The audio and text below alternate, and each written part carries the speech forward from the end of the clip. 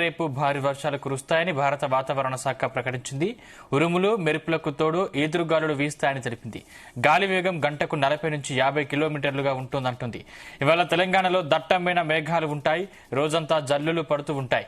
అయితే మధ్యాహ్నం 2 తర్వాత నుంచి క్రమంగా వర్షం జోరు పెరుగుతోందని అంచనా వేసింది. ప్రధానంగా దక్షిణ తెలంగాణలో మధ్యాహ్నం 2 నుంచి అర్ధరాత్రి 2 వరకు వర్షం కురుస్తోందని వాతావరణ శాఖ తెలిపింది.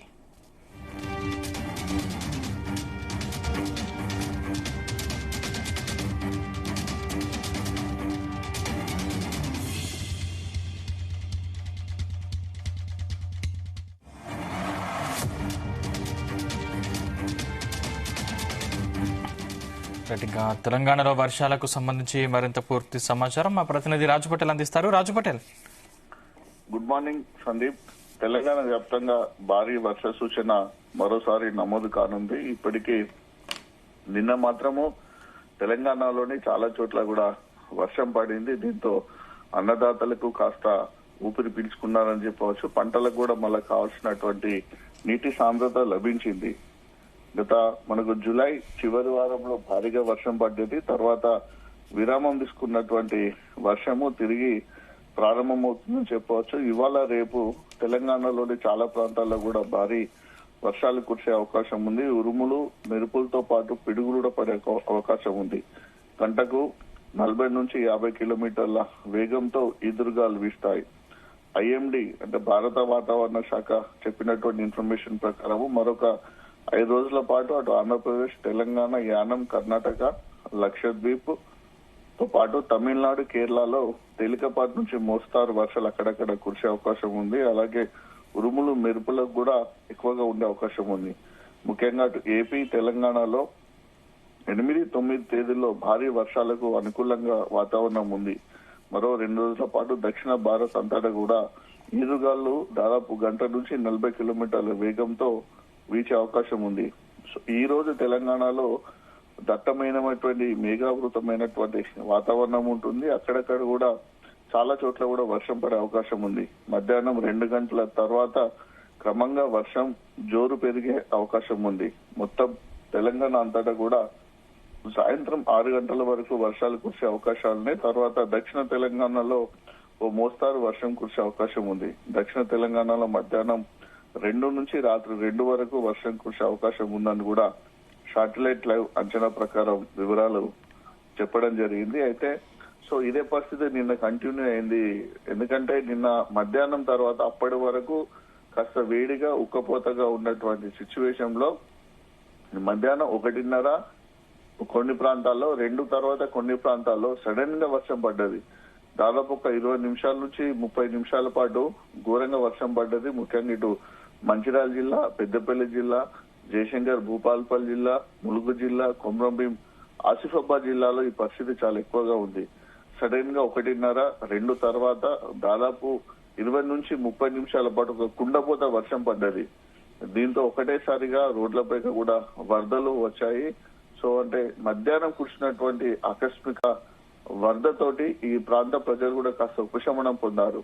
ఎందుకంటే గత 4-5 రోజుల నుంచి కనుక ఒకసారి వెదర్ సిచ్యువేషన్ చూసుకుంటే పగటిపూట ఉష్ణోగ్రతలు కూడా సాధారణం కంటే ఎక్కువగా నమోదవుతున్నాయి.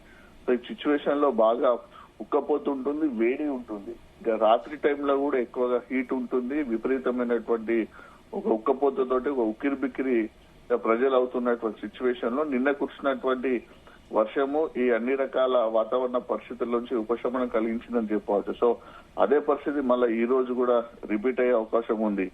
అరేబియా సముద్రంలో ఏర్పడినటువంటి అల్పపీడనము అటు మడగాస్కర్ వైపు వెళ్లిపోతుంది. దాని ప్రభావం తగ్గినట్లుగా అండమాన్ అల్పపీడనం కూడా బలపడింది. అందువల్ల గాలి ప్రభావం కూడా కాస్త తగ్గుతుంది.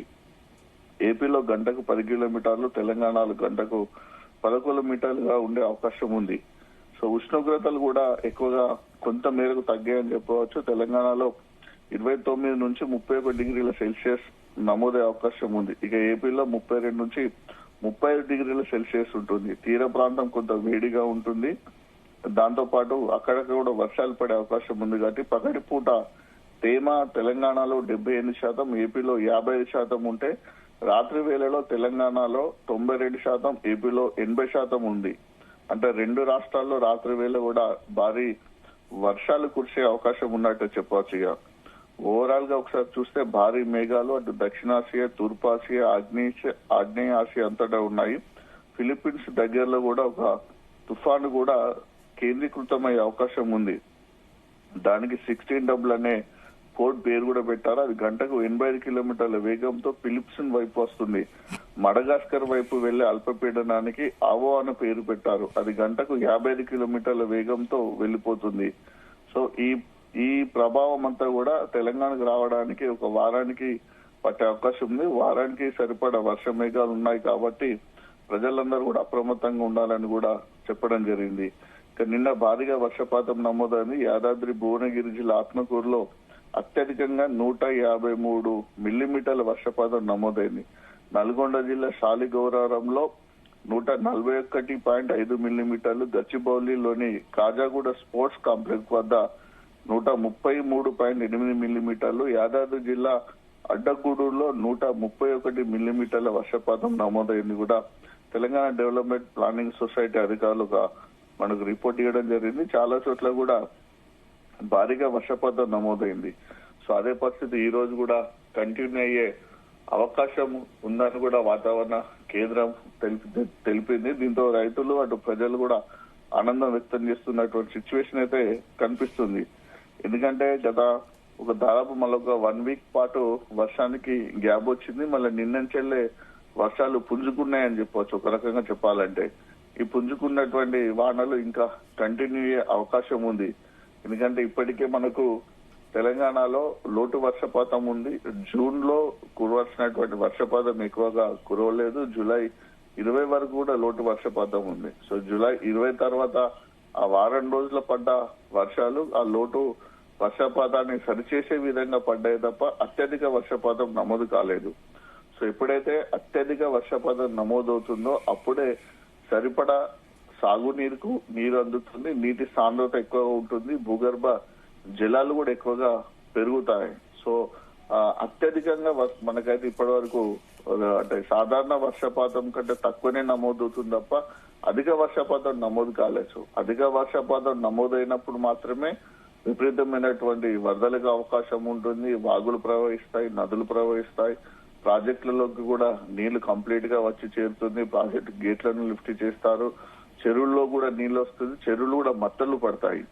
సో ఆ పరిస్థితి మాత్రం ఇప్పటి వరకు తెలంగాణలో ఎక్కడ కూడా ఎక్కువ కనిపించలేదు. కేవలము అటు కర్ణాటకలో కురిసినటువంటి భారీ వర్షాల వల్ల మాత్రమే కృష్ణా నది పూర్తి స్థాయిలో ప్రవహించింది. దాంతో అటు శ్రీశైలం ప్రాజెక్టు గాని, శ్రీశైలం డ్యామ్ గాని, అటు నాగార్జున సాగర్ డ్యామ్ గాని పూర్తిగా నిండిపోయి ఆ ప్రాజెక్టుల యొక్క గేట్లను మాత్రమే లిఫ్ట్ చేసి వాటర్ను దిగువకు వదిలారు.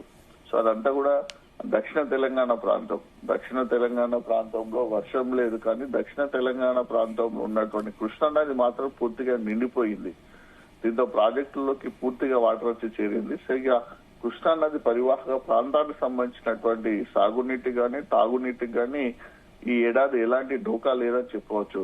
ఇప్పుడు ఉన్నటువంటి ఖరీఫ్ సీజన్ గాని, రాబోయే రబీ సీజన్ గాని, ఈ 2 సీజన్ పంటలకు సంబంధించినటువంటి సాగునీరును ఏదైతే నాగార్జున సాగర్ డ్యామ్ ద్వారా అటు కుడి కాల్వ, ఎడమ కాల్వ ద్వారా వాటర్ సప్లై ఏదైతే ఉంటుందో అది 2 రాష్ట్రాలకు ఇటు తెలంగాణ అటు ఏపీ 2 రాష్ట్రాలకు కూడా సాగునీరు అందే అవకాశం ఉంది. అలానే కృష్ణా నది నుంచి హైదరాబాద్ సంబంధించినటువంటి తాగునీటి కూడా ఎలాంటి ఢోకా లేదని చెప్పవచ్చు. ఇంకా మరొక ముఖ్యమైనటువంటి నది గోదావరి నది. సో మహారాష్ట్రలో కురిసినటువంటి వర్షాల వల్ల ఆదిలాబాద్ నుంచి ప్రవహిస్తున్నటువంటి పెన్గంగ, ప్రాణహిత నదులు ఈసారి ఉప్పొంగాయి. దాంతో ప్రాణహిత నది కాళేశ్వరం వద్ద గోదావరి నదిలో అంతర్లీనం అయిపోతుంది. సో అక్కడ నుంచి కంప్లీట్ గా గోదావరి నదిగానే ప్రవహిస్తుంటుంది. అంటే ప్రాణహిత నది ప్రవాహం మాత్రమే గోదావరి నదిలో యాడ్ కావడం వల్ల గోదావరి నది అక్కడి నుంచి ప్రవహించింది. సో ఈ సీజన్ లో అత్యధికంగా అది 5,50,000 క్యూసెక్ల ఇన్ఫ్లో అక్కడ మేడిగడ్డ లక్ష్మీ బ్యారేజ్ వద్ద నమోదైంది. సో ఈ రోజు వరకు 90,000 క్యూసెక్ల ఇన్ఫ్లో అక్కడ మనకు కాళేశ్వరం వద్ద గోదావరి నది ఉంది. సో అదొక పార్ట్ అయితే అసలు మనకు గోదావరి నది నిజామాబాద్ లో ప్రారంభం అవుతుంది. సో నాసిక్ నుంచి పుట్టినటువంటి గోదావరి నది క్రమక్రమంగా మనకు తెలంగాణలో నిజామాబాద్ బార్డర్ ఎంటర్ అవుతుంది. కానీ అక్కడి నుంచి మాత్రం మన ప్రవాహం లేదు. సో క్యాజువల్ గా మాత్రమే గోదావరి నది ఉంది. సాధారణంగా ఉండాల్సిన ప్రవాహం కంటే చాలా తక్కువగా ఉంది. సో ఇటు ఉత్తర తెలంగాణ ప్రాంతంలో ఉన్నటువంటి గోదావరి నది పరిస్థితి అటు కృష్ణా నదికి డిఫరెంట్ గా ఉందని చెప్పవచ్చు. ఎందుకంటే ఎస్ఆర్ఎస్పి ప్రాజెక్టు, శ్రీరామ్ సార్ ప్రాజెక్టు చాలా క్రియాశీలమైనటువంటి ప్రాజెక్టు. ఆ ప్రాజెక్టు దిగువన స్టేజ్ 1 ద్వారా దాదాపు 9,60,000 ఎకరాలకు అక్కడ సాగునీరు అందుతుంది. సో ఆ పరిస్థితి లేదు. దాదాపు 82 టీఎంసీల వరకు అక్కడ వాటర్ స్టోరేజ్ చేస్తారు. కానీ ప్రస్తుతానికి 17 టీఎంసీల వాటరే ఉంది. సో 17 టీఎంసీల వాటర్ కు తగ్గట్టుగా 2,50,000 ఎకరాలకు సాగునీరు అందించడానికి అధికారులు అక్కడ ఉన్నటువంటి కెనాల్ ద్వారా వాటర్ అయితే పంపించడం జరుగుతుంది. కానీ ఎట్లా సరిపోదు అది. సో కేవలం ఒక 20% సాగుకు మాత్రమే సరిపోతుంది. మిగతా 80% సాగు కావాలంటే ఎస్ఆర్ఎస్ ప్రాజెక్ట్ ఉండాల్సిందే. దాని దిగువన ఉన్నటువంటి ఎల్లంపల్లి ప్రాజెక్టు పరిస్థితి కూడా అదే విధంగా ఉంది. ఎల్లంపల్లి ప్రాజెక్టు పూర్తి స్థాయి నీటి నిల్వ 20.175 టీఎంసీల గాను ప్రస్తుతానికి 12 టీఎంసీలు ఉంది. అంటే ఇంకో 8 టీఎంసీలు తక్కువగానే ఉంది. సో ఈ 12 టీఎంసీల వాటర్ కూడా అటు హైదరాబాద్ తాగునీరుతో పాటు ఇక్కడ ఉన్నటువంటి ఎన్టీపీసీ పవర్ ప్లాంట్ కూడా ఎప్పుడు సప్లై చేయాల్సి ఉంటుంది. సో ఈ పరిస్థితులలో ఆ ఎల్లంపల్లి ప్రాజెక్టును కూడా ఎక్కువగా డైవర్ట్ చేయడానికి అవకాశం లేదు. వాస్తవంగా ఎల్లంపల్లి ప్రాజెక్టు చాలా క్రియాశీలమని చెప్పవచ్చు. ఎందుకంటే ఇక్కడి నుంచి కాళేశ్వరం ప్రాజెక్టు లో బాగా నిర్మించినటువంటి ప్యాకేజ్ 6, ప్యాకేజ్ 8 ద్వారా అటు మిడ్ మైనర్ కు వాటర్ వెళ్తుంది. అక్కడి నుంచి అటు కొండపోచమ్మ సాగర్ గాని, రంగనాయక సాగర్ గాని, దాని తర్వాత ఇటు ఎల్ఎండి గాని వాటర్ వస్తుంది. దాంతో పాటు అటు ఎస్ఆర్ఎస్పి రిజర్వ్ కాల్వ ఏదైతుందో ఆ కాల్వ కూడా వాటర్ ఎల్లంపల్లి ప్రాజెక్ట్ నుంచి పంపింగ్ ద్వారా అవుతుంది.